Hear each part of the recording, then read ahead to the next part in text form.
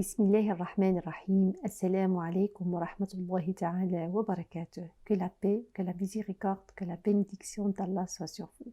Bienvenue dans le 6e épisode de cette série spéciale Ramadan. Aujourd'hui, notre sujet c'est ad-du'a, l'invocation. Dieu dit dans le Coran وَمَا خَلَقْتُ الْجِنَّ وَالْإِنسَ إِلَّا لِيَعْبُدُونَ. Je n'ai créé les djinns et les hommes que pour qu'ils m'adorent. Donc ici, l'objectif de notre création, c'est l'adoration. Mais ça veut dire quoi l'adoration? Là, on va trouver un hadith qui répond à cette question. Le hadith de Sayyidina Muhammad sallallahu alayhi wa sallam qui dit « Ad-du'a huwa al-ibada » L'invocation, c'est l'adoration. Ou dans un autre hadith, il dit « Ad-du'a huwa mukhu al-ibada » L'invocation est le cerveau de l'adoration. Dans un autre verset, Dieu nous dit Ud'ouni astajib lakum. Innal ladhina yastakbiruna an ibadati sayadkhuluna jahannama dakhirin. Invoquez-moi, je vous exauce. Ceux qui par orgueil se refusent à m'adorer entreront bien à l'enfer. Si vous avez remarqué que dans la première partie du verset, Dieu parle de dua. Ud'ouni astajib lakum. Invoquez-moi, je vous exauce. Mais la deuxième partie du verset, qu'est-ce que Allah subhanahu wa ta'ala nous dit? Il nous dit Innal ladhina yastakbiruna an ibadati. Ceux qui se montrent orgueilleux, ceux qui par orgueil se refusent à m'adorer entreront bien à l'enfer. Donc au départ c'était dua, puis après il dit ceux qui se montrent orgueilleux ou ceux qui par orgueil se refusent à m'invoquer. Là Allah subhanahu wa ta'ala il a dit m'adorer. Donc ça veut dire que la dua c'est al-ibada, l'invocation c'est l'adoration. Donc qu'est-ce que Allah subhanahu wa ta'ala nous dit dans le Coran? Ud'ouni astajib lakum. Ça veut dire invoquez-moi, je vous exauce. Et là, en m'invoquant, vous êtes en train de faire la meilleure des ibadah. Vous êtes en train de faire la ibadah. Vous êtes en train de faire l'adoration. Et après, il nous dit astajib lakum. Je vous exauce. Donc, il veut qu'on fasse le dua, qu'il nous exauce le dua. Et puis après, on le remercie. Et pourquoi on le remercie? Pour qu'il nous rajoute davantage. Parce que dans un autre verset qui dit وَإِذْ تَأَذَّنَ رَبُّكُمْ لَإِنْ شَكَرْتُمْ لَأَزِيدَنَّكُمْ pardon. وَإِذْ تَأَذَّنَ رَبُّكُمْ لَإِنْ شَكَرْتُمْ لَأَزِيدَنَّكُمْ. Et lorsque votre Seigneur proclama si vous êtes reconnaissant, très certainement j'augmenterai mes bienfaits pour vous. Allah subhanahu wa ta'ala est très généreux, très très généreux, il faut y croire sincèrement.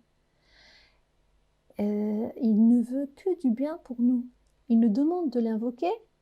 Ainsi, on a fait la ibadah, on est en train de l'adorer. Il va exaucer nos du'a parce qu'il nous l'a dit, invoquez-moi, j'exauce vos du'a. Et après, nous, on a ce qu'on veut. Qu'est-ce qu'on doit faire? Le remercier. Et quand on le remerciera, il va nous rajouter davantage et davantage et davantage. Mais quel est l'élément indispensable pour que dua s'exauce? Bien sûr, l'élément indispensable, c'est al-yaqin, la certitude.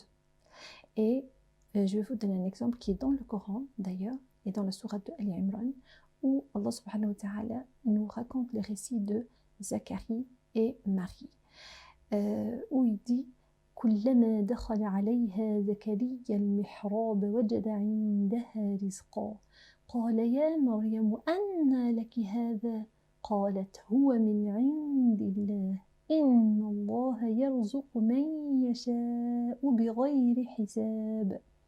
Chaque fois que Zacharie entrait auprès de Marie, dans le sanctuaire, il trouvait près d'elle de la nourriture. Il dit « Oh Marie, d'où te vient toute cette nourriture ?» Elle dit « Cela me vient de Dieu. Il donne certes la nourriture à qui il veut sans compter. » Ici, il y a une petite interprétation dans cette traduction comme quoi « Al-rizq » c'est la nourriture. Mais moi je dirais « Al-rizq » ce n'est pas que la nourriture, c'est tout ce qu'on reçoit d'Allah subhanahu wa ta'ala, de nourriture, de sagesse, de science, de sérénité, de clairvoyance, de tout. Tout ça, ça s'appelle al-rizq. Donc, ici, Zacharie, il rentre chez Mariam et il était étonné et surpris par ce qu'il trouve chez elle. Il lui a posé la question, il lui a dit, mais d'où vient tout ça, ya Mariam? Qu'est-ce qu'elle a répondu? Huwa min indillah. Il vient de Dieu. Parce que Allah donne à celui qui veut sans compter. Vous savez, le verset qui suit, qu'est-ce qu'il dit?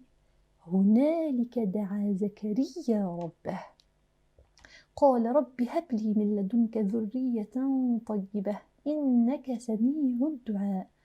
Alors Zacharie prie à son Seigneur et dit: Ô mon Seigneur, donne-moi venant de toi une excellente descendance, car tu es celui qui entend bien la prière. Vous savez qu'est-ce qui lui est arrivé à Zacharie à ce moment-là? C'est que le yaqin, la certitude, le degré de la certitude en lui a augmenté d'une manière pas possible en voyant ce que Marie reçoit de la part d'Allah, mais sans le comment. Parce que si on fait le dua et puis on pose la question, mais comment ça va m'arriver? Comment ça va être fait? Si on pose le comment c'est l'obstacle.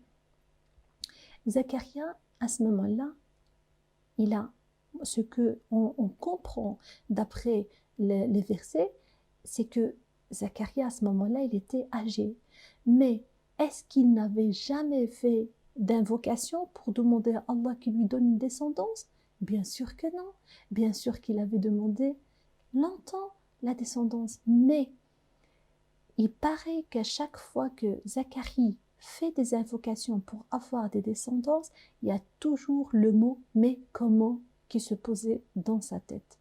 Mais quand il a vu tout ce que Marie a sans le comment, le degré de la certitude est monté chez lui et tout de suite, Hunalika, le Coran il est super précis, Hunalika, à ce moment-là, c'est vrai qu'on ne le trouve pas dans la traduction, mais à ce moment-là, à cet endroit-là, avec cette certitude que Zacharie a senti en lui, il a fait la dua. Mais il l'a fait avec sincérité et certitude. Il a demandé une descendance. Vous savez que directement après, dans le verset qui suit, qu'est-ce qu'il dit? فَنَادَتْهُ الْمَلَائِكَةُ فَنَادَتْهُ الْمَلَائِكَةُ وَهُوَ قَائِمٌ يُصَلِّي فِي المحراب أن الله يبشرك بيحيى مصدقا بكلمة من الله وسيدا وحصورا ونبيا من الصالحين. Alors, les anges l'appelèrent pendant que, debout, il priait dans le sanctuaire. Voilà que Dieu t'annonce la naissance de Yahya, Jean, confirmateur d'une parole de Dieu. Il sera un chef, un chaste, un prophète et du nombre des gens de bien. Tout de suite, la réponse, elle est venue tout de suite à Sayyidina Zakaria. La preuve, c'est que directement, quand il s'est rendu compte et quand il a reçu la bonne nouvelle, directement il a dit قال ربي أن يكون لي غلام وقد بلغني الكبر وامرأتي عاقر. Il lui dit, Seigneur, comment aurais-je un garçon maintenant que la vieillesse m'a atteint et que ma femme est stérile? Dieu dit, il en sera ainsi, Dieu fait ce qu'il veut. Ça veut dire que avant, chaque fois que Zacharie faisait la dua, il mettait toujours cet obstacle, mais comment? Moi je suis vieux, ma femme est stérile. Alors, dans l'intérieur, il n'avait pas cette certitude qu'il va quand même être exaucé. Ça nous apprend quoi? Ça nous apprend de travailler notre certitude en Allah subhanahu wa ta'ala sans poser la question comment. D'accord? Le comment, on ne le pose pas, on laisse faire. Allah, il est capable de tout faire. Un autre obstacle qui nous empêche de faire le dua avec certitude, c'est notre estime de soi. C'est que qu'est-ce qu'on fait? On dit Dieu ne veut pas m'exaucer parce que je suis quelqu'un de pas bien. je suis un mauvais, donc Dieu ne va pas m'exaucer. On fait dua, mais pas avec certitude, parce qu'on se dit toujours, ah oui, mais moi je suis mauvais, donc Dieu ne va pas m'exaucer. Écoutez, est-ce qu'on peut être mauvais plus que Shaitan, plus que Satan? Impossible. Et malgré ça, le Shaitan, il a fait une invocation et Dieu l'a exaucé. Il a dit, قال ربي أنظرني إلى يوم يبعثون. Dieu, accorde-moi un délai, dit Satan, jusqu'au jour où ils seront ressuscités pour les gens. C'est-à-dire au moment où il était chassé du paradis, là il a fait cette dua, il a dit, Dieu, accorde-moi un délai. Là, directement, Allah subhanahu wa ta'ala, qu'est-ce qu'il lui dit? قال إنك من المنظرين. Tu es de ceux qui le délai est accordé. Directement. Donc, est-ce qu'on peut être plus mauvais que lui? Impossible. Donc, gardons cette estime. Gardons une bonne estime de soi et gardons cette espérance en Allah il pardonne tous les péchés. Il pardonne tout, tout, tout. Donc, nous sommes les 10 derniers jours. Profitons-en et implorons Allah subhanahu wa ta'ala pour tout ce qu'on a envie de réaliser dans la vie sans poser la question comment. Et en ayant la certitude en Allah, et tout va être exaucé, qu'Allah nous aide et vous aide, et qu'Allah accepte nos adorations et accepte nos prières et nous guide vers le chemin et qu'il pardonne tous nos péchés. Amin ya rabbal alamin. Merci beaucoup pour votre écoute. Subhanak Allahumma bihamdik, nashhadu an la ilaha illa ant, nastaghfiruka wa natubu ilayk. Subhana rabbika rabbil izzati amma yasifun, wa salamun ala al-mursalin, walhamdulillahi rabbil alamin.